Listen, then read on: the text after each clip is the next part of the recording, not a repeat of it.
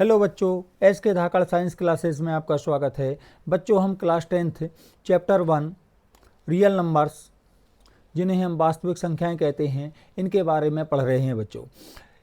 तो देखिए, हमने नंबर्स को तो पहले देख लिया है, जिसमें हमने नेचुरल नंबर मतलब प्राकृतिक संख्याएं, होल नंबर्स पूर्ण संख्याएं, इंटीजर्स पूर्णांक संख्याएं, और रेशनल नंबर्स मतलब परमेय संख्याएं, इरेशनल नंबर अपरमेय संख्याएं, और रियल नंबर वास्तविक संख्याओं के बारे में हमने पढ़ा। और उनसे और भी कॉन्सेप्ट हमने संख्याओं के बारे में पढ़े हैं। प्रीवियस वीडियो में हमने इनको पढ़ चुके हैं। अब बच्चों, हम इनके इम्पोर्टेंट कॉन्सेप्ट को पढ़ रहे हैं, जो कि ऑब्जेक्टिव टाइप क्वेश्चन में आते हैं। और ये डेफिनेशंस वगैरह और कॉन्सेप्ट आते हैं, जो ट्रू फॉल्स, फिलअप और वन वर्ड सब्स्टिट्यूशन और या objective type choose the correct वगैरह में आते हैं। मतलब विकल्प में, बहुविकल्पी प्रश्न, ठीक है, एक शब्द में उत्तर, खाली स्थान, सत्य सत्य में आते हैं बच्चों। तो चलिए आइए देखते हैं बच्चों। सबसे पहला कॉन्सेप्ट है हमारा प्रिंस ऑफ मैथमेटिशियन, गणितज्ञों का राजकुमार। तो बच्चों, गणितज्ञों का राजकुमार हम कार्ल फ्रेडरिक गॉस को कहते हैं, को कहा जाता है। इन्होंने ये फंडामेंटल थ्योरम ऑफ अर्थमेटिक, अंकगणित की आधारभूत प्रमेय को बनाने में बहुत ज़्यादा इम्पोर्टेंट रोल प्ले करा है। मतलब बहुत ज़्यादा महत्वपूर्ण भूमिका है इनकी, ठीक है। तो चलिए आइए देखते हैं। तो बच्चों, सेकंड है हमारा फंडामेंटल थ्योरम ऑफ अर्थमेटिक, अंकगणित की आधारभूत प्रमेय। तो बच्चों, अंकगणित की आधारभूत प्रमेय मतलब फंडामेंटल थ्योरम ऑफ अर्थमेटिक क्या है, चलिए पढ़ते हैं। Every composite number can be expressed factorized as a product of primes and this factorization is unique apart from the order in which the prime factor occur. प्रत्येक भाज्य संख्या को अभाज्य संख्याओं के एक गुणनफल के रूप में व्यक्त या गुणनखंडित किया जा सकता है, तथा यह गुणनखंडन अभाज्य संख्याओं के आने वाले क्रम के बिना अद्वितीय होता है। तो बच्चों, तो ये तो फंडामेंटल थ्योरम ऑफ अर्थमेटिक का स्टेटमेंट हो गया, अंकगणित की आधारभूत प्रमेय का कथन हो गया बच्चों।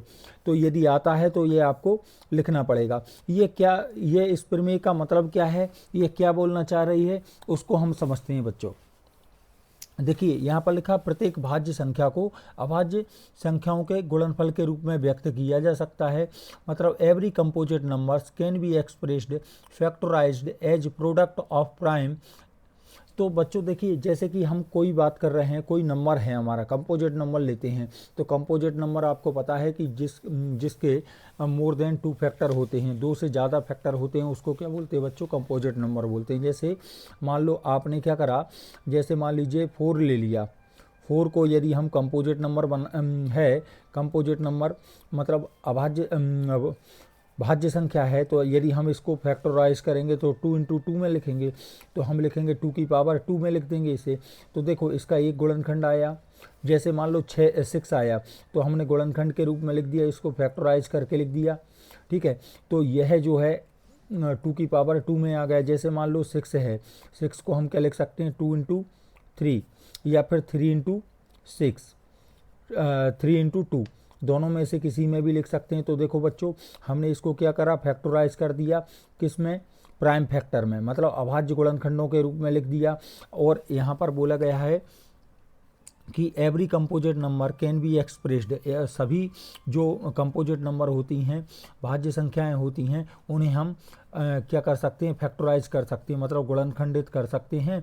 और यहाँ पर जो गुणनखंड अभाज्य गुणनखंडों के आने वाले क्रम के बिना अद्वितीय होता है। मतलब and this factorization is unique apart from the order in which the prime. देखो बच्चों, यहाँ पर इनका जैसे 2 लिया, 2 के बाद 3 आया, या 3 और 2 लिया, तो यह दोनों अलग अलग हैं, यूनिक हैं। 2 अब डबल से नहीं आएगा, 2 कर लिया फिर 3 से करा तो 3 भी यूनिक है। तो यह इसलिए इनका क्रम के को ध्यान में न रख के हम इनको फैक्टराइज कर सकते हैं। जैसे 12 है, 12 को क्या लिखेंगे बच्चों, 2 इंटू 2 इंटू 3 लिखा, तो हम इस 2 को क्या लिख सकते हैं, इसको लिख सकते हैं 2 की पावर 2 और 3 की पावर 1। अब देखा आपने जो फैक्टर हुए, जो गुणनखंड हुए वो 2 और 3 के हुए, या फिर हम इनको 3 इंटू 2 की पावर 2 के रूप में भी फॉर्म में भी लिख सकते हैं। तो देखो हमने इनमें क्रम का ध्यान नहीं दिया है। क्रम कुछ भी हो सकता है, लेकिन ये कैसे हैं बच्चों, ये है यूनिक हैं। प्राइम फैक्टर के रूप में लिखा तो प्राइम नंबर 2 है तो 3 नहीं होगा, 3 है तो 2 नहीं होगा, मतलब डिफरेंट है, मतलब ये यूनिक है। 2 जैसा 3 नहीं है, 3 जैसा 2 नहीं है, तो इनका क्रम अलग अलग है, कर सकते हैं और ये प्राइम फैक्टर के रूप में लिख सकते हैं। ठीक है बच्चों, तो यही इसका कहना है कि every composite number can be expressed, मतलब कोई भी नंबर्स को आप फैक्टराइज कर सकते हैं। ठीक है, प्राइम फैक्टर के रूप में, प्रोडक्ट ऑफ प्राइम के रूप में लिखते हैं। और ये जो फैक्टराइजेशन है यूनिक है, apart from the order in which the prime factor occur, मतलब आप इसको कोई भी क्रम का ध्यान ना दें, तो आप कोई भी नंबर्स को उसके प्राइम फैक्टर के प्रोडक्ट के फॉर्म में लिख सकते हैं। मतलब प्रत्येक भाज्य संख्या को अभाज्य गुणनखंड के एक गुणनफल के रूप में व्यक्त किया जा सकता है, तथा यह गुणनखंड अभाज्य गुणनखंडों के आने वाले क्रम के बिना अद्वितीय होता है। मतलब यदि आपने 2 से कर दिया तो 2 के बाद फिर जैसे 2 से डिवाइड कर दिया, पूरी तरह से 2 से डिवाइड करने के बाद 3 लिया, तो यह एक अलग गुणनखंड है और ये एक अलग गुणनखंड है, ये अलग फैक्टर है, ये एक अलग फैक्टर है। इसको पावर में आपने लिख लिया तो यह भी यूनिक है और ये भी यूनिक है। ठीक है, हालांकि हम इनका क्रम पे ध्यान नहीं देते। तो ये फंडामेंटल थ्योरम ऑफ अर्थमेटिक का कहना है। आई होप आपको समझ में आया होगा बच्चों। चलिए आगे बात करते हैं बच्चों। देखिए कॉन्सेप्ट थर्ड है, थर्ड लिखा है, if A and B are two positive integers, मतलब ए और बी दो आपके धनात्मक पूर्णांक हैं, धनात्मक पॉजिटिव इंटीजर हैं। ठीक है, तो क्या होगा, इनका H C F of A B का H C F into LCM of A B, मतलब ए बी का एलसीएम, इन दोनों का मल्टीप्लाई किसके इक्वल होता है, इन संख्याओं के मल्टीप्लिकेशन के इक्वल होता है। आपने पढ़ा भी होगा, दो H C F into LCM equal to product of numbers, मतलब प्रोडक्ट ऑफ नंबर्स का मतलब इन दोनों संख्याओं का मल्टीप्लाई है ना, दोनों संख्याओं का गुणनफल उनके H C F into LCM के बराबर होता है। ठीक है, आगे पढ़ रहे हैं बच्चों। तो देखिए यहाँ पर लिखा है root P root 2 root 3 root 5 1 by root 2 5 minus root 3 3 plus 2 root 2 और 1 अपॉन रूट 2 7 रूट 5 और 6 प्लस रूट 2, ये सभी इत्यादि, ये सभी कैसी इरेशनल नंबर्स होती हैं बच्चों, कैसी होती हैं, इरेशनल नंबर्स होती हैं, अपरिमेय संख्याएं होती हैं। क्यों होती हैं, क्योंकि इनको अंडर रूट से हम बाहर नहीं निकाल सकते। ठीक है, क्योंकि यह प्राइम नंबर में हैं, तो हम इनका पेयर नहीं बन रहा है, इनको हम बाहर नहीं ले सकते। तो ये सभी नंबर्स क्या कहलाते हैं बच्चों, अपरिमेय संख्या, मतलब इरेशनल नंबर होते हैं। ठीक है, तो कई बार ऑब्जेक्टिव में या फिलअप वगैरह में, खालिस्तान वगैरह में आ जाता है कि रूट 2 डैश है, तो आपको बताना है कि ये रेशनल नंबर है, मतलब अपरिमेय संख्या है। इस तरह से ये कोई भी नंबर आ सकता है बच्चों। ठीक है, तो यह प्रीवियस एग्जाम में आए भी हैं। ठीक है, तो वही नंबर्स मैंने लिए हैं। अब बच्चों नेक्स्ट पढ़ रहे हैं हम यहाँ पर लिखा हुआ है लेट पी बी आ प्राइम नंबर, मतलब p एक अभाज्य संख्या है। If p divides A square, मतलब p जो है ए स्क्वायर को विभाजित करती है, देन p डिवाइड्स a, मतलब p, तो p जो है एक ए को डिवाइड करेगी। यदि उसके स्क्वायर को डिवाइड कर रही है तो उस संख्या डिजिट को भी, संख्या को भी डिवाइड करेगी। Where A is positive integer, जहाँ ए क्या है, एक पॉजिटिव इंटीजर है बच्चों। तो ये थ्योरम है, इसका कॉन्सेप्ट सीधा सीधा है। मान लीजिए, सिंपली बोल रहा हूँ बच्चों, जैसे मान लीजिए कोई नंबर है आपका 4, जैसे मान लीजिए सपोज 4 का स्क्वायर, मान लो 16 की बात कर रहा हूँ, जो 4 का स्क्वायर है। यदि मान लीजिए 2 जो है 4 के स्क्वायर को डिवाइड करता है, मतलब 16 को डिवाइड कर रहा है, तो 100% यह 4 को भी डिवाइड करेगा। 4 में भी 2 से का डिवाइड हो जाएगा। जैसे और भी कोई नंबर ले लिया, मान लीजिए हमने ले लिया 25 का स्क्वायर ले लिए बच्चों।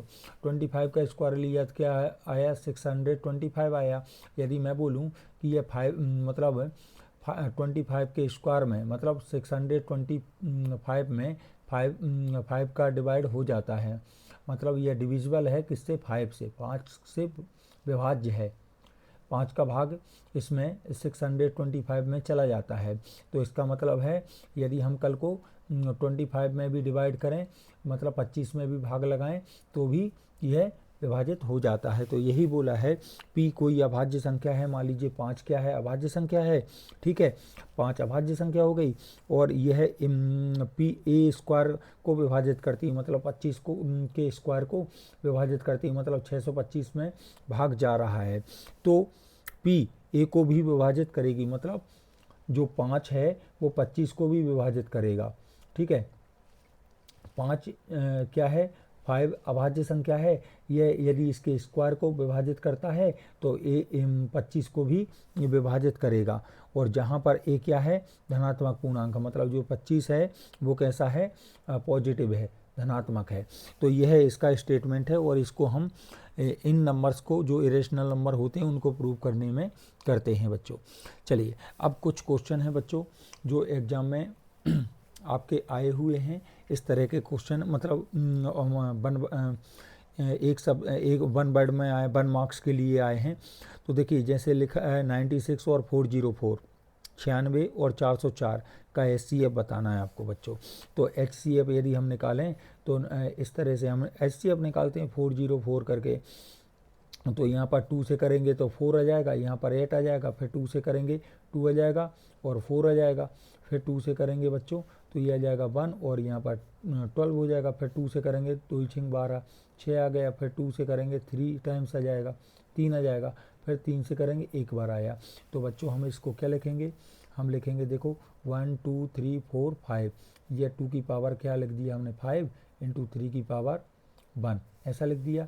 और 404 को लिखेंगे 2 से करेंगे 202, फिर 2 से करेंगे 101, फिर 101 से करेंगे तो 1 आ गया। तो आपने देखा, इसको क्या लिखेंगे, 2 की पावर 2 इंटू 101। तो इन दोनों में हम कॉमन देखते हैं HCF के लिए, तो हमें कॉमन कितना मिल रहा है, 2 की पावर 2 ही कॉमन आएगी दोनों में।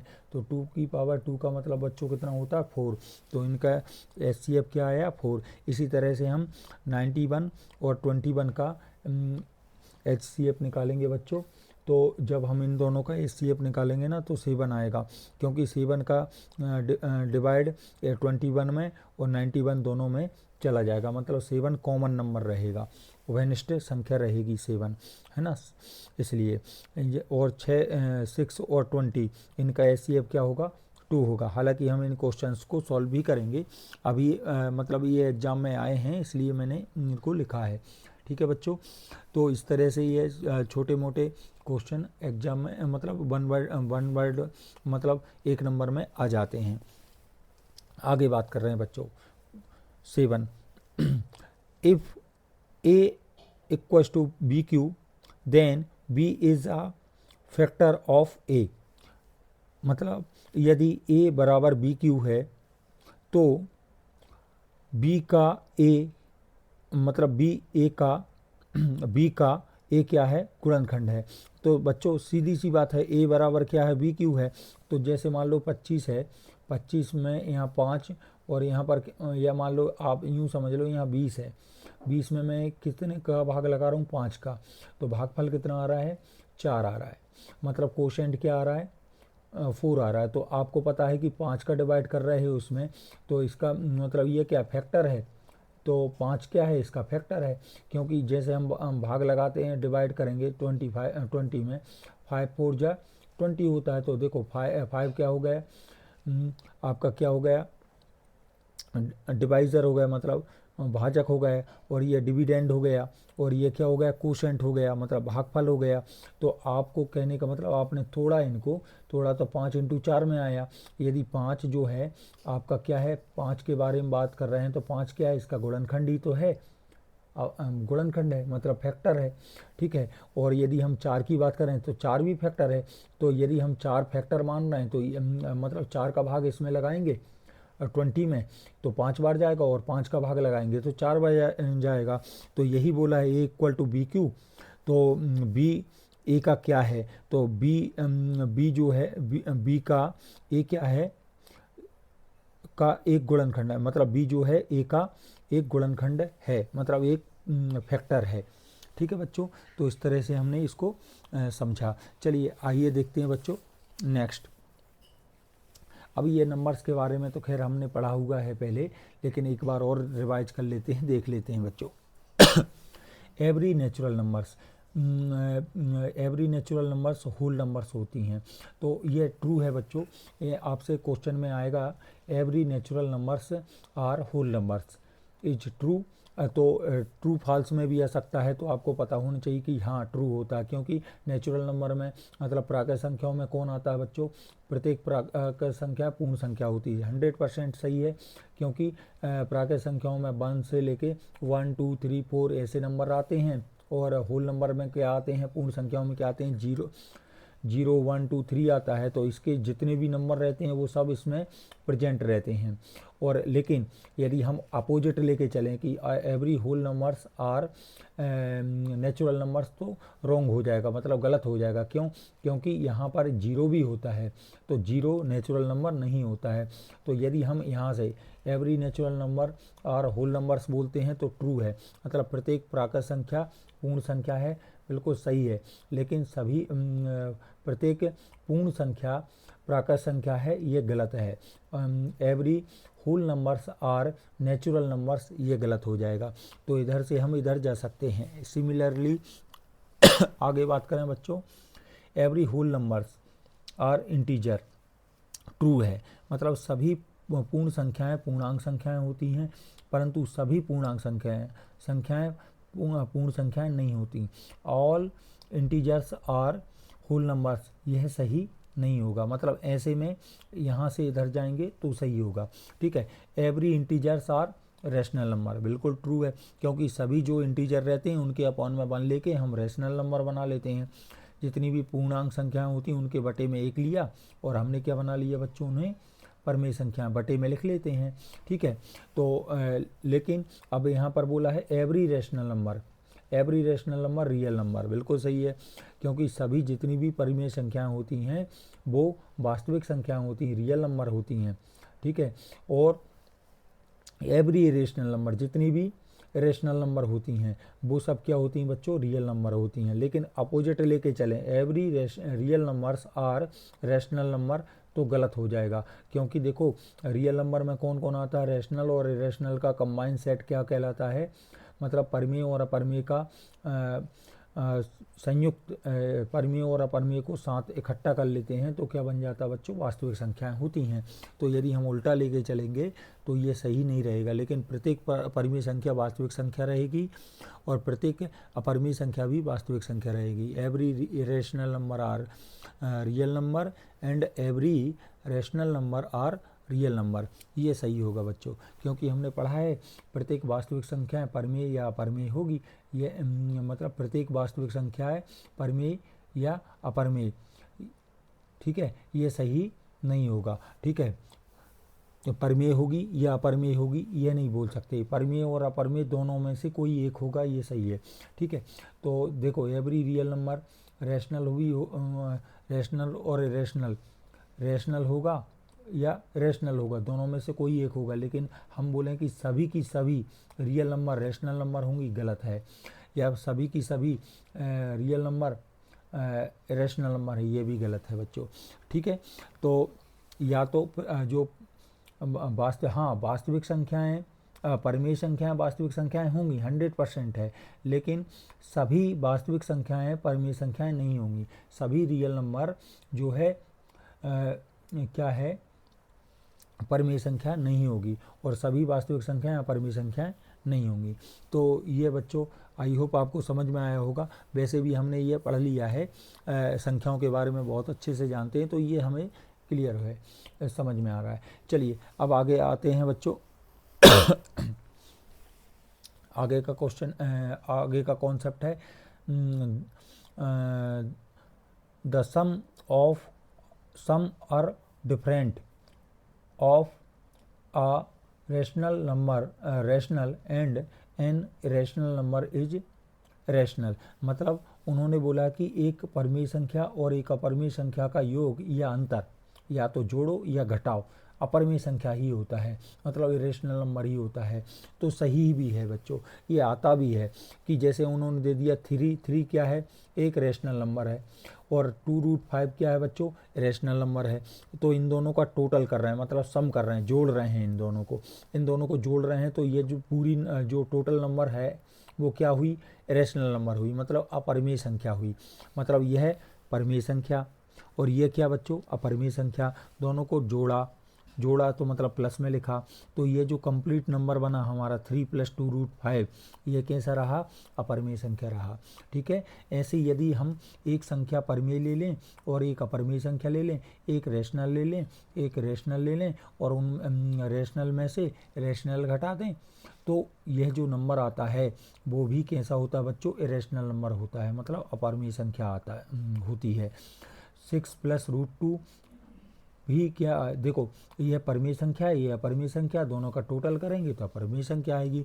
तो यह बच्चों सीधे आपके फिलअप वगैरह में आते हैं।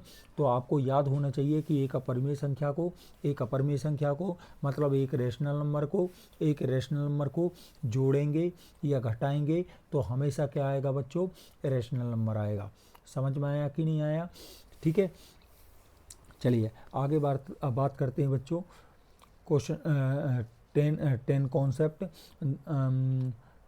The product of rational and an irrational number is irrational. अब देखो प्रोडक्ट की बात होगी, अभी क्या किसकी बात हुई थी, परिमेय और अपरिमेय के योग या अंतर की बात हुई थी, जोड़ने या घटाने की बात हुई थी। अब क्या बोल दिया, प्रोडक्ट की बात बोल दिया। उन्होंने बोला कि एक रेशनल नंबर ले लो और एक इरेशनल नंबर ले लो, एक परिमेय संख्या ले लो, एक अपरिमेय संख्या ले लो, और दोनों को क्या करो, गुणा करो। गुणा करने पर जो रिजल्ट आएगा वो रिजल्ट कैसा रहेगा, अपरिमेय संख्या। जैसे 3 परिमेय संख्या है, √2 अपरिमेय संख्या, मल्टीप्लाई कर रहे हैं दोनों का, तो ये नंबर क्या कहलाएगा बच्चों, अपरिमेय संख्या कहलाएगा। ऐसे ही 7√5 भी अपरिमेय संख्या होगी, क्योंकि ये परिमेय और ये अपरिमेय, इन दोनों का गुणा करेंगे तो अपरिमेय संख्या आएगी। 7 परिमेय संख्या है, पाई कैसी होती है, अपरिमेय संख्या होता है, इन दोनों को जोड़ेंगे तो भी अपरिमेय संख्या ही आती है बच्चों। तो ये आता है, यदि आ जाता है कि एक परिमेय और एक अपरिमेय संख्या का गुणनफल क्या होता है, तो आपको पता होना चाहिए कि अपरिमेय संख्या होता है। तो ये ट्रू फॉल्स में भी आ सकता है, मतलब सत्य में भी आ सकता है, और फिलअप खाली स्थान में भी आ सकता है। ठीक है, कुछ भी गायब कर देंगे वो और बना के दे देंगे, तो ये आपको क्लियर होनी चाहिए। मतलब ये जो कॉन्सेप्ट पढ़े हैं बच्चों, ये बिल्कुल आपको 100% क्लियर होना चाहिए। ठीक है, यदि आपको बिल्कुल पूरी तरह से अच्छे से आएंगे तो आप क्वेश्चन को आसानी से कर पाएंगे। ठीक है, चलिए आगे बच्चों क्वेश्चन है आप मतलब नेक्स्ट है आपका कॉन्सेप्ट HCF की बात कर रहे हैं। तो HCF क्या होता है बच्चों, product of the smallest power of each common prime factor in the number.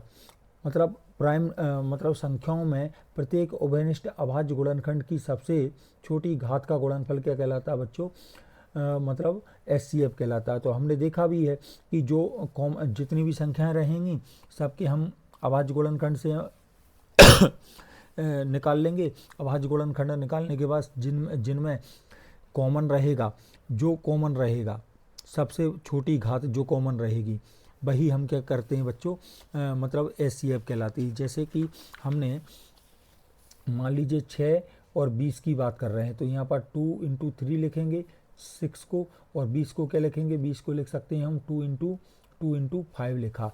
तो देखा हमने कि इन दोनों में कॉमन क्या है बच्चों, कॉमन ये घात में बना दो 2 की पावर 1 और 3 की पावर 1 बना दो, इसे 2 की पावर 2 कर दो और इसको कर दो 5 की पावर 1। तो आपने देखा कि इन दोनों में 2 कॉमन है, लेकिन 2 में सबसे छोटी घात क्या है बच्चों, छोटी पावर क्या है, 2 है। तो 2 की पावर 1 को क्या आ जाएगा बच्चों, कॉमन आ जाएगा। तो यही क्या रहेगा बच्चों, SCF रहेगा। ठीक है, तो ऐसे ही इनका SCF क्या होगा, संख्याओं में सबसे प्रत्येक उभयनिष्ठ अभाज्य गुणनखंड की सबसे छोटी घात का गुणनफल क्या कहलाता है, आपका SCF कहलाता है। Product of the smallest power of each common prime factor in the number, ये क्या कहलाता है बच्चों, SCF कहलाता है। LCM, फिर LCM क्या होता है बच्चों, LCM होता है product of the greatest power of each prime factor involved in the numbers.